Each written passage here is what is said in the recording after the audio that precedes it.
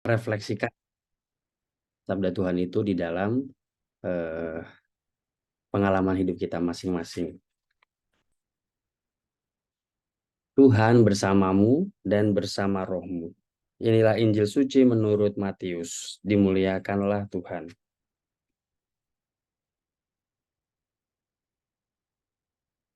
Bacaan Injil dari Matius bab 18 ayat 21 sampai 35. Perumpamaan tentang pengampunan. Kemudian datanglah Petrus dan berkata kepada Yesus, "Tuhan, sampai berapa kali aku harus mengampuni saudaraku jika ia berbuat dosa terhadap aku? Sampai 7 kali?" Yesus berkata kepadanya, "Bukan, aku berkata kepadamu, bukan sampai 7 kali, melainkan sampai 70 kali 7 kali. Sebab hal kerajaan sorga seumpama seorang raja yang hendak mengadakan perhitungan dengan hamba-hambanya. Setelah ia mulai mengadakan perhitungan itu, dihadapkanlah kepadanya seorang yang berhutang 10.000 talenta.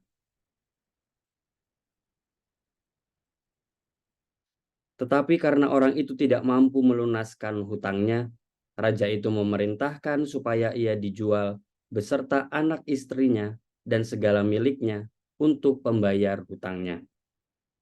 Maka sujudlah hamba itu menyembah dia, katanya, "Sabarlah dahulu, segala hutangku akan kulunaskan." Lalu tergeraklah hati raja itu oleh belas kasihan akan hamba itu, sehingga ia membebaskan dan menghapuskan hutangnya. Tetapi ketika hamba itu keluar, ia bertemu dengan seorang hamba lain yang berhutang 100 dinar kepadanya. Ia menangkap dan mencekik kawannya itu, katanya, "Bayar hutangmu." Maka sujudlah kawannya itu dan memohon kepadanya, "Sabarlah dahulu, hutangku itu akan kulunaskan." Tetapi ia menolak dan menyerahkan kawannya itu ke dalam penjara sampai dilunaskannya hutangnya. Melihat itu, kawan-kawannya yang lain sangat sedih, lalu menyampaikan segala yang terjadi kepada tuan mereka.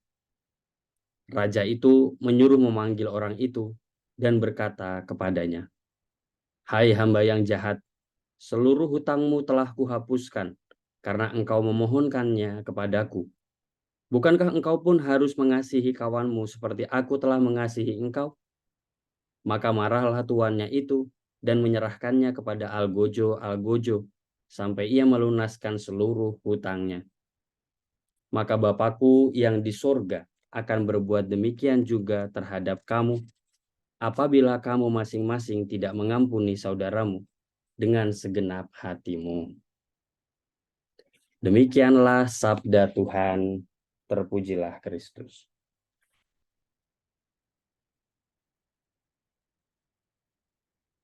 Saudara-saudari yang terkasih, umat yang setia di dalam pertemuan kerahiman ini, pengalaman mengampuni itu pasti sedikit banyak. Mungkin kita semua pernah mengalaminya. Atau sebelum pengalaman mengampuni, pasti kita pernah mengalami yang namanya orang bersalah kepada kita. Tentu saja ada pilihan yang bebas, saya mau mengampuni atau tidak. Dan tentu saja kita semua tahu bahwa Tuhan kita Yesus Kristus selalu mengajarkan untuk mengampuni. Dan itu adalah salah satu bagian ajaran kasih, ajaran inti dari Tuhan kita. Yang sebenarnya sederhana, merangkum seluruh kitab suci. Ya, ajaran kasih itu. Tetapi dalam prakteknya memang tidak selalu mudah. Kalau kita lihat apa yang baru saja kita dengar dalam bacaan Injil Matius 18:21 sampai 35 tadi. Perumpamaan tentang pengampunan. Ada seorang hamba yang berhutang. Hutangnya itu 10.000 talenta. Kalau dibandingkan dengan zaman kita sekarang, 10.000 talenta itu banyak sekali. Karena upah seorang bekerja 1 hari itu 1 dinar. Sedangkan 1 talenta itu berlipat-lipat dinar. Ini 10.000 talenta. Artinya, bahkan di situ dikatakan, kalaupun hamba ini dijual bersama seluruh harta dan seluruh anggota keluarganya, itu pun mungkin belum tentu dapat melunasi hutangnya. Mari kita lihat. Posisi yang pertama adalah posisi orang yang memiliki hutang yang tidak mampu terlunasi, sekalipun semua miliknya dijual dan seluruh keluarganya dijual sebagai budak. Dalam situasi ini, memiliki hutang yang tidak mungkin dilunasi, hamba ini mendapat pengampunan, pelepasan hutang, diputihkan. Hanya karena apa? Karena dia memohon dan sang tuan itu berbelas kasih. Jadi poinnya adalah satu situasi hutang yang tidak mungkin dilunasi hanya mungkin karena tuannya berbelas kasih. Posisi yang kedua, orang yang habis menerima pengampunan itu memiliki orang yang berhutang kepadanya. Hutangnya tidak begitu banyak, hanya 100 dinar. Tadi saya bilang kan, 1 dinar itu upah kerja 1 hari. Artinya, hutangnya itu hanya sekitar 3 bulan bekerja. Yang satu tadi tidak mungkin dihapuskan, sekalipun dia dijual dan seluruh hartanya, yang ini bisa dilunasi dalam waktu 3 bulan bekerja. Nah, sekarang saya bertanya kepada saudara sekalian, kalau ada orang yang punya hutang 10.000 talenta dan 100 dinar, tiba-tiba semuanya diampuni, semuanya dilunasi. Mana kiranya orang yang paling merasa beruntung, orang yang paling bersyukur? Yang pertama, yang hutangnya 10.000 talenta, atau yang 100 dinar? Yang pertama, Romo. Tentu saja yang pertama. Semakin besar hutangnya, maka pengampunan itu semakin menjadi berkat yang besar. Kalau sekarang saya ajak kita untuk merenungkan bahwa hutang itu adalah dosa. Semakin banyak atau semakin besar dosa orang, maka harusnya rasa syukur itu menjadi semakin besar karena berkat yang diterima semakin besar. Karena dosa yang dibuat yang tidak terhapuskan itu sudah dihapuskan oleh belas kasih Allah. Nah, konteks bacaan ini, Petrus bertanya kepada Yesus, Bapak, Guru, berapa kali saya harus mengampuni? 7 kali kah? Bagi orang Yahudi, mengampuni 7 kali ini sudah batas maksimal. Kalau orang bersalah kepadanya sampai ke-8, barangkali ada hak untuk membalas, untuk tidak mengampuni. Jadi Petrus ini berangkat dengan ide bahwa saya orang yang di kalangan Yahudi cukup hebat karena saya bisa mengampuni sampai 7 kali. Tapi hati-hati, kalau sampai ke-8 saya akan membalas. Tetapi Yesus langsung memangkas, bukan cuma 7 kali, tapi 70 kali 7 kali. Maka 490 kali. Apa artinya? Ini bukan berarti kita sekarang boleh membuat catatan dosa orang lain kepada kita. Misalnya Ibu A sudah 400 kali, wah 90 kali lagi nanti tidak saya ampuni. Bukan. Tetapi pesan Yesus jelas, berhentilah menghitung. Berhentilah menghitung kesalahan orang lain. Karena ketika kamu menghitung kesalahan orang lain, disitulah justru kamu sedang menutup pintu kerahiman. Di satu sisi kerahiman bagi orang yang bersalah, ya, untuk merasakan pengampunan. Tetapi juga menutup kerahiman Allah bagi hati kita masing-masing. Karena peristiwa pengampunan, saudara-saudari yang terkasih, itu bukan saja memiliki manfaat bagi orang yang bersalah. Peristiwa pengampunan bukan saja bermanfaat bagi orang yang bersalah. Tentu saja orang yang bersalah ketika mendapatkan pengampunan, seperti yang perumpamaan yang tadi kita dengarkan, harusnya merasakan syukur. Tetapi kalau kita coba renungkan, peristiwa pengampunan pertama-tama membawa rahmat kedamaian itu bagi orang yang mengampuni. Percaya atau tidak percaya, kalau kita coba renungkan pengalaman kita, orang yang pernah bersalah sama saya, ini salahnya keterlaluan, Romo, tidak mungkin diampuni.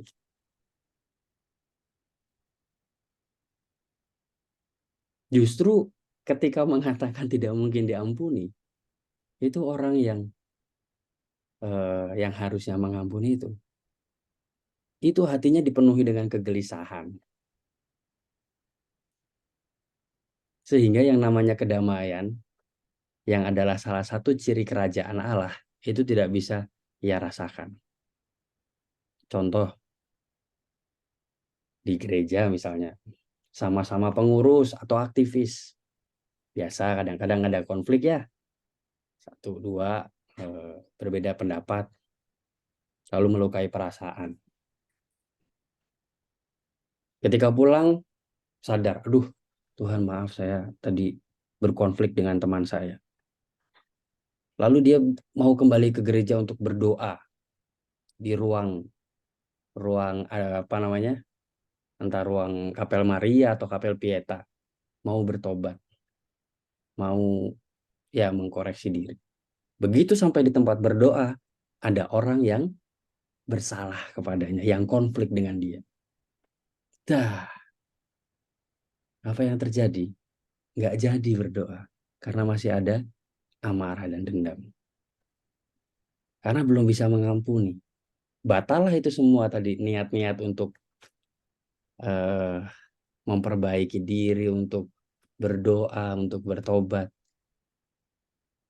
Karena melihat orang yang bersalah kepadanya dan belum bisa mengampuni.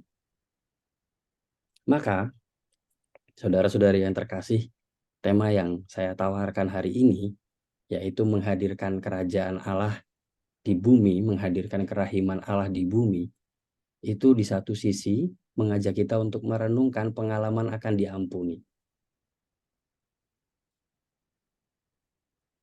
Pernahkah saya merasakan syukur karena ada sesuatu yang di luar kemampuan saya, yaitu diberikan oleh orang lain, entah lewat bapak pengakuan, entah lewat sesama saya, yaitu pengalaman akan pengampunan. Poin yang kedua, menghadirkan kerajaan Allah atau kerahiman Allah di bumi dalam peristiwa pengampunan yang saya berikan kepada orang yang bersalah kepada saya, di satu sisi adalah sebuah tugas. Karena ketika kita mengampuni, orang yang menerima pengampunan itu tidak hanya berterima kasih kepada kita, tetapi mampu bersyukur kepada Allah. Percaya atau tidak, ketika sudah lama punya konflik, lalu tidak sengaja atau dengan cara tertentu dipertemukan, dimaafkan, itu kelegaannya, dan pasti kata yang pertama terusnya adalah terima kasih Tuhan, saya sudah menerima pengampunan. Dan bagi kita masing-masing yang memberikan pengampunan, itu rahmat kerahiman pertama-tama diterima oleh kita. Karena bagaimana tidak? Karena pengampunan yang kita berikan, orang lain bisa merasakan kerahiman Allah. Dan kita merasakan kedamaian. Nah, saya rasa inilah pengalaman kerajaan Allah yang justru lebih konkret. Bahwa orang menjadi damai ketika dia sudah mengampuni orang lain yang bersalah kepadanya. Orang menjadi tidak gelisah, tidak takut berjumpa dengan orang lain, tidak harus sembunyi-sembunyi. Karena kedamaian yang sudah dia terima setelah mengampuni orang lain. Maka menghadirkan kerahiman Allah di bumi, itu pertama-tama kita lakukan di dalam hati kita masing-masing. Dengan pertanyaan, apakah saya masih menghitung kesalahan orang lain kepada saya? Sampai 490.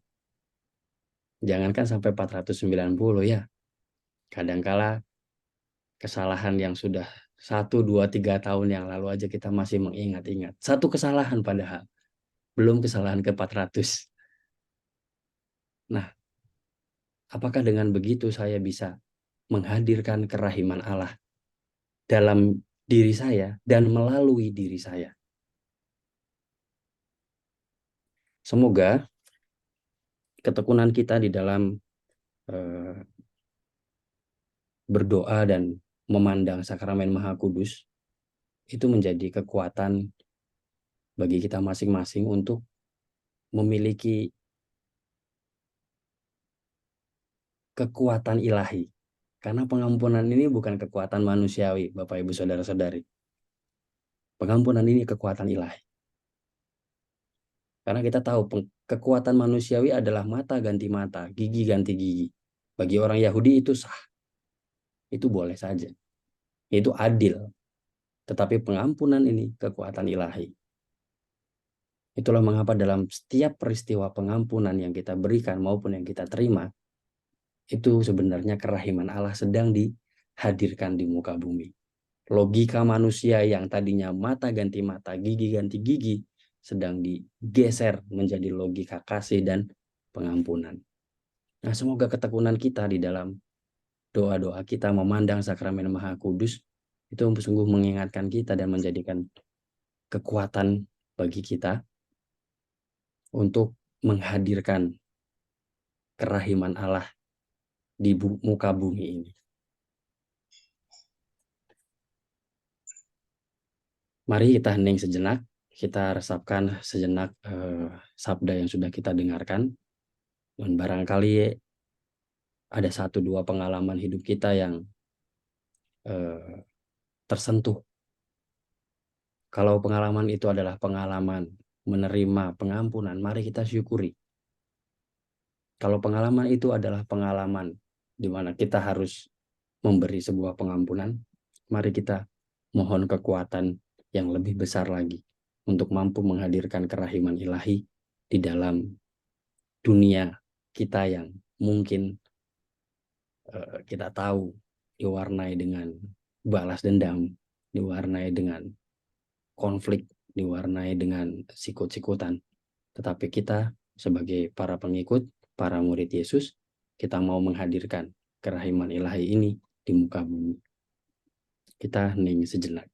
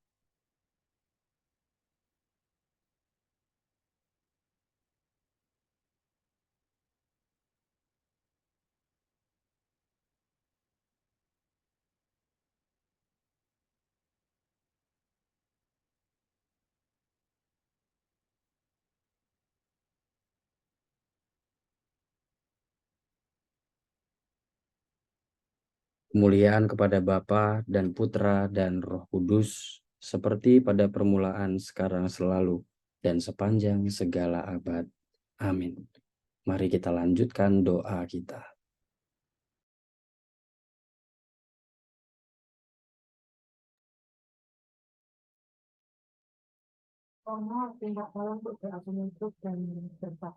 Mohon berkat penutup untuk Mari kita menundukkan kepala untuk memohon berkat Tuhan.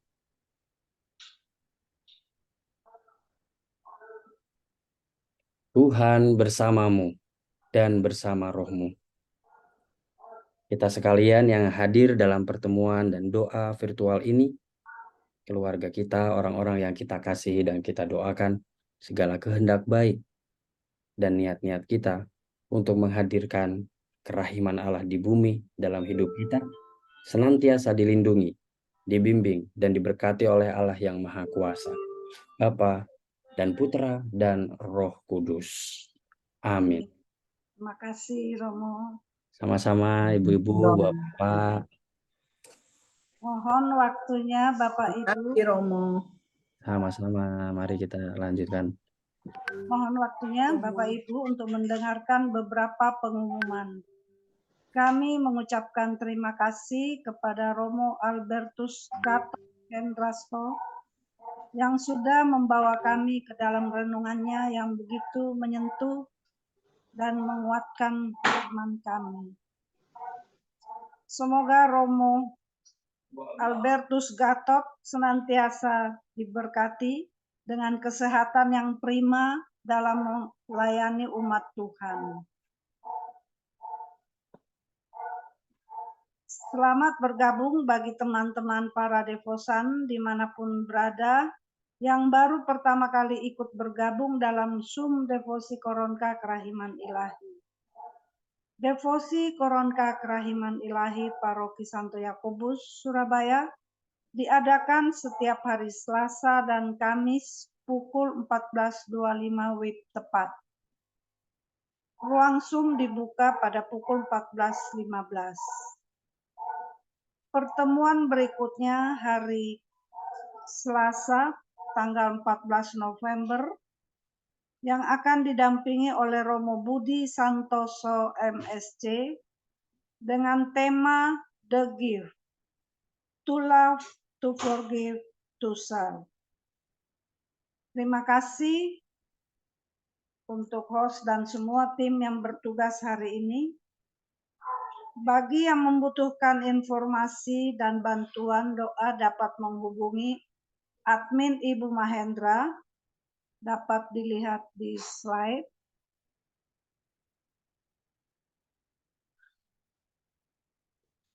Bagi umat yang ingin mempersembahkan ucapan syukur, dapat memberikan persembahan kasih yang bisa ditransfer ke BCA, dapat dilihat pada slide. Terima kasih partisipasinya. Salam kerahiman Tuhan Yesus memberkati kita semua.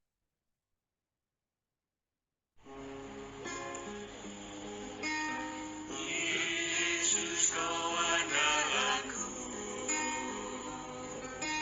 Yesus kau andalanku,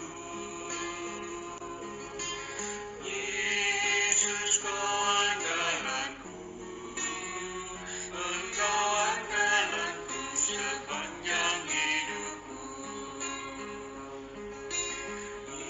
Yesus kau andalanku, Yesus kau andalanku, Yesus kau andalanku, Engkau andalanku sepanjang hidupku, Engkau andalanku sepanjang hidupku. Terima kasih Romo, juga teman-teman yang bertugas, juga yang hadir semua.